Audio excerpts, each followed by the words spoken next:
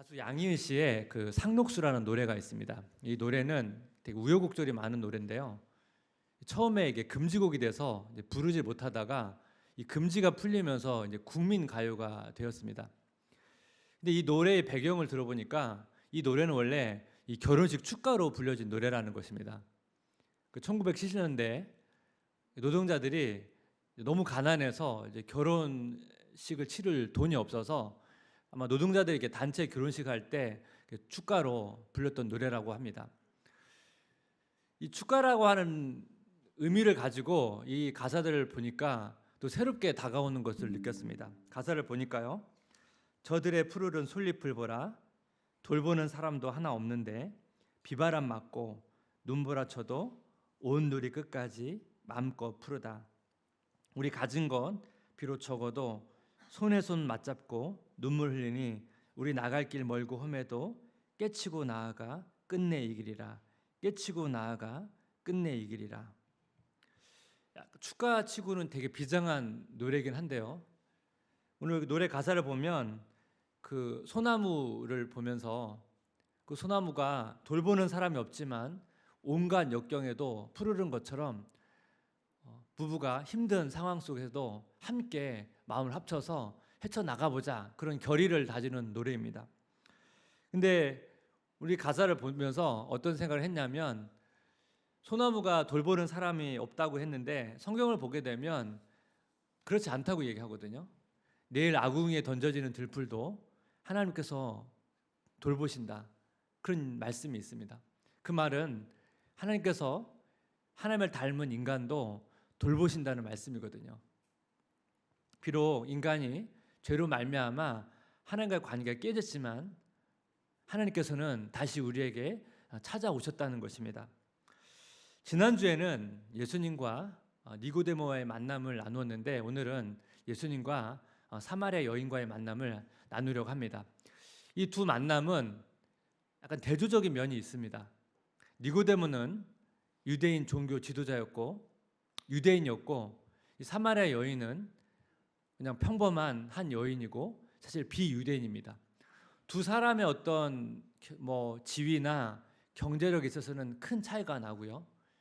또 하나, 니고데모는 예수님이 직접 찾아갔는데 사마리아 여인은 예수님께서 직접 찾아가셨습니다. 그런 부분에서 좀 차이점이 있는데, 그 유대인과 사마리아인들은 사이가 사실 좋지 않았습니다. 전에 한번 주일에 이 말씀을 한번 드렸는데, 첫 번째는 사마리아가 이제 북이스라엘에 있거든요. 북이스라엘이 아수르한테 멸망을 당한 다음에 이 아수르가 이주 정책을 펴서 이방에 있는 사람들이 이제 사마리아에 살게 됩니다. 그래서 함께 지내면서 결혼도 하고 같이 어떻게 보면 공존하게 된 거죠. 그러면서 이 유대인들이 사마리아 사람들을 어떻게 보면 이방인 취급을 했습니다. 두 번째는 예수님 당시에는 이스라엘이 로마가 지배를 하고 있었는데 그 전에 그리스가 이스라엘을 지배했거든요. 이때 이 그리스 제국에서 사마리아에 성전을 짓습니다. 예루살렘에 성전이 있는데 그 사마리아 성전을 짓게 되니까 유대인들 입장에서는 굉장히 불만이 많았겠죠. 그래서 그 사마리아에 있는 성전을 파괴해 버립니다. 이 사건 때문에 유대인과 이제 사마리아인들이 아주 적대적인 관계로 바뀌어 버립니다. 근데 예수님께서 지금 사마리아를 통과하면서 이 한 여인을 찾아오신 것입니다. 요한복음 4장 3절 4절 말씀을 보니까 유대를 떠나사 다시 갈릴리로 가실새 사마리아를 통과하여야 하겠는지라. 여기 보면 이 하겠는지라는 동사가 나오는데, 이 동사는 어떤 법이나 어떤 환경 때문에 뭔가 강제적으로 행해야 하는 어떤 외적인 상황이나 아니면 내적인 의무감이 있을 때 이 단어를 사용하거든요. 그러니까 지금 예수님께서 이 사마리아를 통과하면서 이 여인을 반드시 만나야 된다는 이 강한 의지를 담고 있는 표현입니다. 그럼 예수님께서 왜 이 사마리아 여인을 꼭 반드시 만나야 됐을까요? 오늘 그 내용을 한번 두 가지 정도로 살펴보기를 원하는데, 우리에게 찾아오시는 하나님, 첫 번째는 뭐냐면 외롭고 고통받는 자를 찾아오신다는 것입니다. 오늘 본문을 보시면 예수님께서 이 여인을 찾아온 시간이 있습니다. 요한복음 4장 6절 7절 말씀인데 한번 그 본문을 함께 같이 한번 읽어보겠습니다. 거기 또 야곱의 우물이 있더라. 예수께서 길 가시다가 피곤하여 우물 곁에 그대로 앉으시니 때가 6시쯤 되었더라. 사마리아 여자 한 사람이 물을 기르러 왔음에 예수께서 물을 좀 달라 하시니, 예수님께서 이제 사마리아를 통과하는 과정에 우물가에 도착을 했습니다. 근데 이 도착하는 시간이 6시입니다. 이 6시에 대해서는 해석이 두 가지로 나뉠 수가 있습니다. 첫 번째는 뭐냐면 이 6시는 유대인 시간으로 환산을 하면 정오 한낮 12시입니다. 이 중동 사람들은 이 12시에는 뜨거워가지고 활동을 하지가 않습니다. 이런 관점에서 보면 이 사마리아 여인이 보통 사람이 활동하지 않는 시간에 우물가에 온 거죠. 어떻게 보면 사람을 피해서 왔다고 우리가 해석을 할 수 있습니다. 근데 요한복음을 보시면 예수님의 십자가 사건을 기록할 때는 그 로마 시간에 맞춰서 기록을 했거든요. 그래서 오늘 본문을 이제 유대인 시간으로 맞춰서 해석을 해버리면 요한이란 저자가 요한복음 기록할 때 어떤 시간은 유대인 시간으로, 어떤 시간은 로마인 시간으로 기록을 했다고 해석을 해야 되다 보니까 이 부분에서 약간은 이제 난제가 좀 있습니다. 또 하나는 이 6시를 로마 시간으로 보는 것입니다. 로마 시간으로 보면 저녁 6시입니다. 저녁 6시는 뜨거운 시간이 아니거든요. 보통 이 시간에 사람들이 이제 물을 기르러 갑니다. 그래서 창세기 24장 11절 말씀을 보니까 그 낙타를 성박 우물 곁에 꿀렸으니 저녁 때라 여인들이 물을 기르러 나올 때였더라. 그러니까 이 시간이 저녁 6시간 물 기르러 나오는 시간이거든요. 그러니까 많은 사람들이 물을 기르러 이 시간에 나오거든요. 그러면 사마리아 여인이 저녁 6시에 우물가에 갔다는 것은 사람들을 피해서 간 게 아니고 그냥 보통 물 기르러 간 시간에 간 것입니다. 저는 이제 저녁 시간으로 봐야 된다고 생각하는 입장인데, 그러면 사마리아 여인이 이 사람들을 피하고 안 피하고가 왜 이렇게 중요하냐면 이 사마리아 여인이 가지고 있는 배경 때문에 그렇습니다. 요한복음 4장 15절 18절 말씀을 보니까 여자가 이르되 주여 그런 물을 내게 주사 목마르지도 않고 또 여기 물 기르러 오지도 않게 하옵소서. 이르시되 가서 내 남편을 불러오라. 여자가 대답하여 이르되 나는 남편이 없나이다. 예수께서 이르시되 내가 남편이 없다는 말이 옳도다. 너에게 남편 5이 있었고 지금 있는 자도 내 남편이 아니니 내 말이 참되도다. 예수님과 이 여인이 물 가지고 대화를 나누다가 갑자기 예수님께서 네 남편을 데려오라고 이렇게 말씀을 하십니다. 이 여인 입장에서는 갑자기 낯선 남자가 네 남편을 데려오라고 말하니까 되게 당황스럽지 않습니까?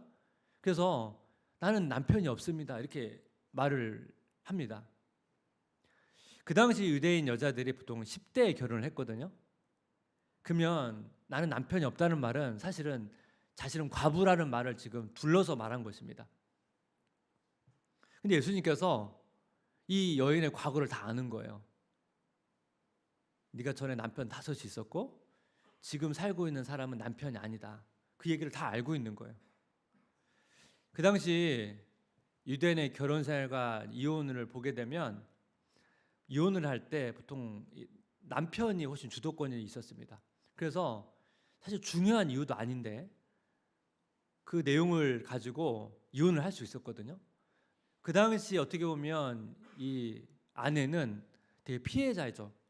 그러니까 지금 남편이 전에 5명이라는 것은 뭐냐면 어떻게 보면 합당하지 않은 이유로 5번이나 이혼을 당한 그런 상황이라는 걸 알 수 있고, 지금 결혼한 상태도 아니지만 또 그 동거하고 있는 그 사람으로부터 언젠가는 또 거절당할 수 있는, 어떻게 보면 관계에 대한 상처가 많은 한 여인이라는 것을 알 수가 있습니다. 그러니까 이런 모든 상황들을 아마 동네 사람들은 다 알고 있었을 것입니다. 아마 사마리아 여인은 이런 자신의 과거의 여러 가지 경험 때문에 아마 동네 사람들을 처음에는 피해 다녔을 수도 있습니다. 근데 아마도 동네 사람들이 이 여인을 향해서 비난하지는 않았을 것입니다. 왜냐하면 어떻게 보면 이 여인은 피해자이지, 그래서 어떻게 보면 이 여인의 그런 상황들을 다 알고 있었기 때문에 비난하거나 손가락질하거나 하지는 않았을 것입니다. 그 당시 여러분, 유대 공동체는 굉장히 깊은 유대감을 가진 공동체입니다. 그래서 이 사마리아 여인이 동네 사람들을 계속 피해 다니면서 다닐 수는 없는 상황입니다. 그래서 이 여인은 그냥 저녁 6시에 물기러 가는 시간에 아마 그 우물가를 찾아갔을 것입니다. 근데 상황을 보면 누군가 같이 물기러 갈 수 있는 그런 상황은 아닌 것 같고 그냥 혼자 물기러 나온 것 같습니다. 이런 전체적인 상황을 보게 되면 사마리아 여인은 약간 뭔가 섬에 갇혀 있는 그런 고립된 삶을 살고 있습니다. 이 여인은 이 관계에 대한 목마름이 있었을 것입니다. 계속적으로 거절감을 당하고 또 동네 사람들과도 어떻게 보면 어색한 뭔가 깊이 있는 친밀한 관계를 맺지도 못하고 그러면서 이렇게 하루하루를 보내고 있었을 것입니다. 지금 예수님께서 사마리아를 통과해서 꼭 만나야겠다고 한 이 한 여인의 상황을 보십시오. 이 여인은 뭔가 외롭고 공허하고 어떻게 보면 깊이 유대감을 누리지 못하는 그 여인을 예수님께서 찾아오셨다는 것입니다. 예수님은 이렇게 외롭고 공허한 그런 사람들에게 찾아오신다는 것이죠. 예수님께서 인간의 몸을 입고 오신 이유가 바로 이런 이유 때문에 그렇습니다. 다니엘서를 보게 되면 그 다니엘의 세 친구가 등장하는데 이 세 친구한테 어려운 위기가 닥칩니다. 그 당시 이방 왕에게 절을 해야 된다는 거예요. 근데 신앙 양심상 절을 할 수가 없었습니다. 그래서 절을 거부하니까 이제 풀문불에 이제 던져지거든요. 근데 이 풀문불에 던져졌는데 기적적으로 살아남습니다. 근데 이 다니엘서를 보게 되면 이 상황을 묘사할 때 독특한 한 장면을 언급을 합니다. 다니엘서 3장 24절 25절인데 한번 같이 읽어보겠습니다. 그때 느부갓네살 왕이 놀라 급히 일어나서 모사들에게 물어 이르되 우리가 결박하여 불 가운데 던진 자는 세 사람이 아니었느냐 하니 그들이 왕에게 대답하여 이르되 왕이여 올소이다 하더라. 왕이 또 말하여 이르되 내가 보니 결박되지 아니한 네 사람이 불 가운데로 다니는데 상하지도 아니하였고 그 넷째의 모양은 신들의 아들과 같도다 하고. 이 풀문불에 던져졌는데 이 세 사람이 불에 타지 않고 돌아다니는 거예요. 근데 왕이 보니까 네 사람인 거예요. 근데 그 네 번째 사람은 신들의 아들과 같았다 말합니다. 무슨 말이죠? 이 다니엘의 세 친구 옆에 하나님이 함께 있다는 거예요. 근데 하나님께서는 굳이 그 불 속에 들어가지 않아도 이 세 친구를 구해줄 수 있거든요. 근데 왜 굳이 불 속에 같이 세 친구와 함께 있었냐는 거예요. 그것은 뭐냐면 하나님께서 어떻게 보면 불 속에 던져진 이 외로운 이 세 친구와 함께 있었다는 것입니다. 하나님께서는 우리를 홀로 두지 않으시고 우리가 어느 곳에 있든지 그곳에 함께 있다는 것이죠. 우리가 혼자 느껴질 때도 있잖아요. 그건 혼자 느껴지는 것은 우리의 느낌이지 그 자리에도 하나님이 우리와 함께 하고 있다는 것입니다. 그 림태주의 관계 심리학이라는 책을 보게 되면 그 외로움과 쓸쓸함에 대한 정의를 내리는데 이게 되게 인상적이었습니다. 같이 한번 읽어볼까요? 외로움은 나에게 말하지 않는 너를 바라보는 일이고 쓸쓸함은 나에게 말하지 않는 나를 바라보는 일이다. 한번 읽어보겠습니다. 다시 한번요. 외로움은 나에게 말하지 않는 너를 바라보는 일이고 쓸쓸함은 나에게 말하지 않는 나를 바라보는 일이다. 어떤 현대 사회에서 다른 사람과 또 자기 자신과 어떤 유대감을 누리지 못하는 그런 외로운 인간의 모습을 되게 잘 묘사한 것 같습니다. 우리가 다 나름대로 가정에 소속돼 있고 또 직장에 소속돼 있고 또 교회에 소속돼 있지만 아무리 소속돼 있어도 그 속에서 유대감을 누리지 못하면 이런 외로움을 느끼는 것이 아니겠습니까? 제가 신앙 갖기 전에 뭐 간증했던 것처럼 제가 몸이 되게 아팠거든요. 근데 이게 몸이 되게 아프니까 이 외로움이 굉장히 크더라고요. 혼자 있는 것 같고, 뭐 옆에서 가족들이 뭐 살펴주고 하긴 하지만 이 아플 때 이 외로움이 굉장히 많이 찾아오더라고요. 제가 나중에 이제 신앙을 갖고 나서도 비슷한 경험을 종종 하게 됩니다. 제가 직장 다닐 때 이제 야근이 많아가지고 퇴근이 되게 늦으면 거의 버스도 끊기고, 그때 되면 이제 집에 이렇게 가게 되면 내려서 이제 집을 향해서 걸어 올라가면 뭐 불도 다 꺼져 있고요. 그 시간에 대부분 사람이 안 다니거든요. 그 길을 이렇게 걷다 보면 뭐 하루 종일 이제 일했으니까요. 굉장히 피곤함이 막 몰려오긴 하지만 이 피곤함과는 다른 이 외로움이 막 이렇게 몰려올 때가 있습니다. 근데 뭐 그 시간에 막 전화도 할 수 없고 누구한테 만나자고 할 수도 없고, 근데 그 길을 이렇게 계속 걷다 보면, 그래서 제가 언제 그런 올 때부터 이렇게 기도를 했어요. 이제 걸으면서 기도를 하는 거죠. 하나님, 그러면서 이렇게 대화를 막 나누다 보면 어느새 이제 집에 도착해 있고 그런 시간을 가졌거든요. 하나님은 주무시지 않으시잖아요. 그러니까 그때 기도하면 하나님이 들으시니까 그렇게 제가 되게 외로움이 막 찾아올 때 그런 시간을 가졌습니다. 사실 목회를 해도 마찬가지입니다. 이제 목회를 하다 보면 이제 주로 새벽에 많이 묵상을 하는데 이 새벽 시간이 굉장히 하나님과 친밀함을 누리는 시간이기도 하고, 또 어떤 때는 다 이제 뭐 불이 꺼져 있고 가족도 다 자고 있는데 그 혼자 서재에 앉아 있으면 되게 외로움이 이렇게 몰려올 때가 있거든요. 그 새벽 시간이 이 두 가지를 왔다 갔다 하는 시간이거든요.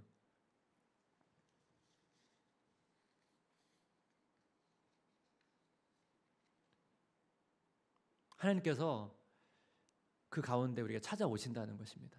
제가 항상 그런 시간에 기도를 하다 보면 제가 하나님께 찾은 거잖아요. 기도한 거잖아요. 근데 기도를 하고 날 때마다 느끼는 건 뭐냐면 하나님께서 나와 대화하고 싶어서 기다리고 있었다는 것을 전 여러 번 경험했습니다. 하나님은 우리를 홀로 두지 않습니다. 제가 앞에 또 말씀드린 것처럼 우리가 홀로 느낄 때도 하나님 우리 곁에 계십니다. 우리가 인식하지 못할 뿐입니다. 하나님은 우리 곁에 오셔서 우리와 함께 동행하시고 우리와 대화 나누기를 원하시고 또 우리 함께 하시는 그 하나님이심을 기억해야 됩니다. 우리에게 찾아오신 하나님 두 번째는 뭐냐면 외롭고 고통받는 자를 회복시킨다는 것입니다. 요한복음 4장 7절 8절 말씀을 한번 같이 다시 읽어보겠습니다. 사마리아 여자 한 사람이 물을 기르러 왔음에 예수께서 물을 좀 달라 하시니 이는 제자들이 먹을 것을 사러 그 동네에 들어갔음이러라. 오늘 보게 되면 예수님과 사마리아 여인과 대화를 하는데 어떻게 보면 여러분 그냥 뭐 자연스러운 행동인 것 같은데 이게 사실 되게 파격적인 상황입니다. 유대인 남자는 길거리에서 여자와 대화하지 않습니다. 자기 아내와도 대화하지 않습니다. 근데 지금 예수님께서 지금 적대적인 관계에 있는 사마리아 사람과 그것도 지금 여자와 지금 대화를 하고 있잖아요. 되게 파격적인 행동입니다. 또 하나 파격적인 행동은 뭐냐면 그 사마리아 여인에게 물을 달라고 하는 거예요. 유대인은 사마리아 사람을 부정하게 봤습니다. 유대인 아시죠? 부정한 음식을 먹지 않거든요. 근데 사마리아 여인에게 물을 달라는 건 뭐냐면 부정한 음식을 먹겠다는 얘기거든요. 그 사마리아 여인이 이 예수님의 요청에 되게 당황하면서 이런 말씀을 합니다. 요한복음 4장 9절 사마리아 여자가 이르되 당신은 유대인으로서 어찌하여 사마리아 여자인 나에게 물을 달라 하나이까 하니 이는 유대인이 사마리아인과 상종하지 아니함이로라. 당신은 어떻게 유대인으로서 나에게 말을 걸고 물을 달라고 할 수 있습니까? 지금 예수님께서는 지금 사마리아 여인에게 되게 파격적인 행동을 하시면서 물을 매개로 사실 뭐예요? 이 여인에게 필요한 무엇인가를 주기를 원하시는 거죠. 이 물은 우물물은 목마르지만 내가 주는 물은 목마르지 않다는 것입니다. 이 대화를 통해서 사마리아 여인 안에 있는 그 목마름을 보신 거죠. 사마리아 여인 안에 있는 이 관계적인 목마름, 남편으로부터 만족하지 못하는 그 관계의 목마름을 보신 거죠. 그러면서 그 문제를 직면하도록 무리한 소재를 가지고 이 여인에게 찾아간 것입니다. 여인은 자기 안에 있는 이 공허함을 해결하지 못했는데 이 예수님과의 만남을 통해서 그 문제를 해결하고 그 자기 안에 찾아온 그 만족과 기쁨을 발견하게 됩니다. 그래서 그것을 발견하니까 요한복음 4장 28절 29절 보니까 여자가 물동이를 버려두고 동네로 들어가서 사람들에게 이르되 내가 행한 모든 일을 내게 말한 사람을 와서 보라. 이는 그리스도가 아니냐 하니. 이 물동이를 버렸다는 건 상징적인 의미가 아니겠습니까? 진정한 만족을 주시는 이 목마름을 해결하는 예수님을 만났기 때문에 그 기쁨을 동네 사람들에게 나누는 모습을 보게 됩니다. 구약에 보면 엘리야라는 선지자가 있는데요. 이 아합 왕 때 이 아합 왕이 이제 이방 여인 이세벨을 왕비로 맞이합니다. 근데 이 이세벨 왕비가 자기가 믿었던 그 바알 신과 아세라 신을 이스라엘에 가져오게 됩니다. 그래서 이스라엘이 이제 우상 숭배를 하게 되거든요. 이때 하나님의 선지자로 부름받은 엘리야가 이 바알과 아세라 그 선지자들과 850대 1 전투를 벌입니다. 이겨요. 전투에서 이겼는데 이 이세벨 왕비가 어떻게 보면 자기의 선지자들이 다 죽었으니까 이 엘리야를 죽이려고 합니다. 이 소문을 듣고 엘리야가 좌절을 경험합니다. 이 전투를 말미암아 뭔가 이스라엘의 개혁이 일어날 줄 알았는데 결과적으로 뭐예요? 갑자기 자기에게 칼이 겨냥되니까 이 마음 가운데 마음이 무너진 것 같습니다. 그래서 갑자기 광야로 갑니다. 열왕기상 19장 4절 자기 자신은 광야로 들어가 하룻길쯤 가서 한 노뎀 나무 아래 앉아서 자기가 죽기를 원하여 이르되 여호와여 넉넉하오니 지금 내 생명을 거두시옵소서 나는 내 조상들보다 낫지 못하나이다 하고 이 광야에 가서 노뎀 나무 아래 쓰러져 가지고 자기 생명을 가져가 달라고 하나님께 기도합니다. 하나님이 이 엘리야의 외침에 답변하시는 게 아니고 갑자기 떡과 물을 주시면서 계속 먹이십니다. 회복시키세요. 그래서 엘리야가 어느 정도 회복이 되니까 다시 이제 호렙산까지 갑니다. 그럼 호렙산에 가가지고 뭐 하냐? 열왕기상 19장 9절을 보니까 엘리야가 그곳 굴에 들어가 거기서 머물더니 여호와의 말씀이 그에게 임하여 이르시되 엘리야야 내가 어찌하여 여기 있느냐? 산에 가가지고 굴 속에 들어가서 안 나와요. 또 거기서 계속 머물러요. 몸은 회복됐는데 뭔가 영적으로나 정서적으로는 아직 회복이 안 됐습니다. 그러니까 하나님께서 다시 찾아가셔서 너는 왜 아직도 굴 속에 갇혀 있느냐라고 말씀을 하십니다. 그랬더니 엘리야의 대답을 보십시오. 열왕기상 19장 10절 한번 같이 읽어보겠습니다. 그가 대답하되 내가 만군의 하나님 여호와께 열심히 유별하오니 이는 이스라엘 자손이 주의 언약을 버리고 주의 제단을 헐며 칼로 주의 선지자들을 죽였음이오며 오직 나만 남았거늘 그들이 내 생명을 찾아 빼앗으려 하나이다. 엘리야의 그 마음이 공감이 되지 않습니까? 자기가 열심을 다해서 이렇게 열심을 다해서 전투에서 승리했는데 결과를 돌아보니까 다시 제자리인 것 같습니다. 원점인 것 같습니다. 결과적으로 나 혼자 남았습니다. 우리가 비슷한 이런 고백들을 하지 않습니까? 때로는 나름대로 자기 삶에서 치열하게 싸우고 또 열심히 일했는데 결과적으로는 다시 제자리인 것 같고 되게 혼자인 것 같고 그러한 마음이 들 때가 있지 않습니까? 근데 하나님께서 어떻게 엘리야에게 말씀하시냐면 열왕기상 19장 11절 13절 말씀을 보니까 여호와께서 이르시되 너는 나가서 여호와 앞에서 산에 서라 하시더니 여호와께서 지나가시는데 여호와 앞에 크고 강한 바람이 산을 가르고 바위를 부수나 바람 가운데 여호와께서 계시지 아니하며 바람 후에 지진이 있으나 지진 가운데도 여호와께서 계시지 아니하며 또 지진 후에 불이 있으나 불 가운데에도 여호와께서 계시지 아니하더니 불 후에 세미한 소리가 있는지라 엘리야가 듣고 겉옷으로 얼굴을 가리고 나가 굴 어귀에 섬에 소리가 그에게 임하여 이르시되 엘리야야 네가 어찌하여 여기 있느냐. 하나님께서 굴 속에 들어가 있는 엘리야를 또 부르세요. 그리고 산의 앞에 서라 이렇게 말합니다. 그러면서 여러 가지 마치 영화를 보여주듯이 여러 환경들을 통해서 보여주더니 세미한 음성으로 말씀하시거든요. 근데 여러분 이 엘리야의 반응을 보면 엘리야가 여러분 이 하나님의 반응이 어디에 서냐면 굴 어귀에 선답니다. 굴 어귀에. 굴 어귀가 어디죠? 굴 입구에. 여러분 지금 엘리야의 행동을 보십시오. 지금 광야로 들어가서 로뎀 나무 아래 쓰러져 있었습니다. 겨우 체력을 회복해가지고 산에 갔는데 굴 속에 들어가서 나오질 않아요.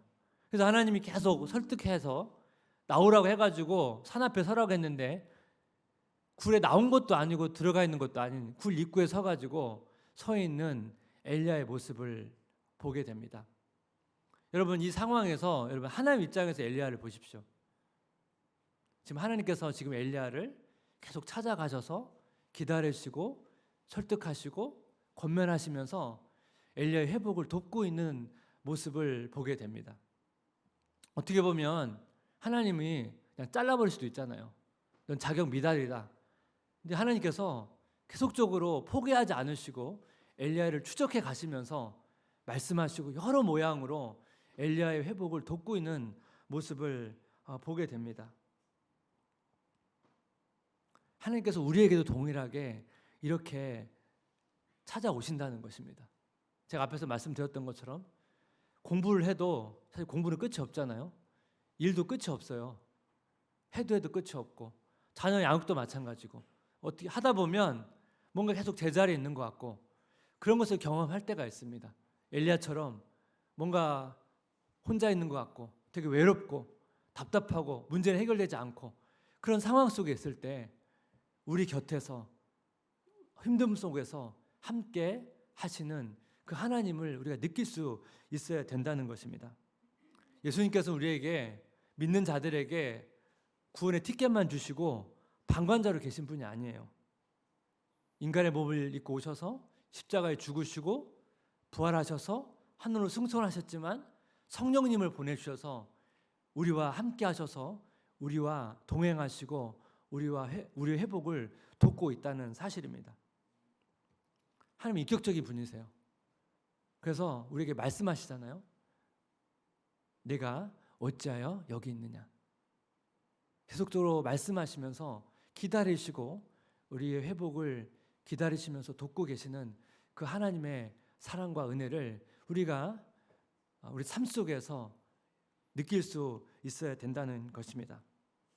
이번 한 주간 동안 우리에게 찾아오시고 또 우리 곁에서 동행하시면서 우리에게 말씀하시고 권면하시고 우리의 회복을 돕고 계시는 그 하나님의 사랑과 은혜를 경험하시는 한 주 되시기를 주님의 이름으로 기도하고 축복합니다.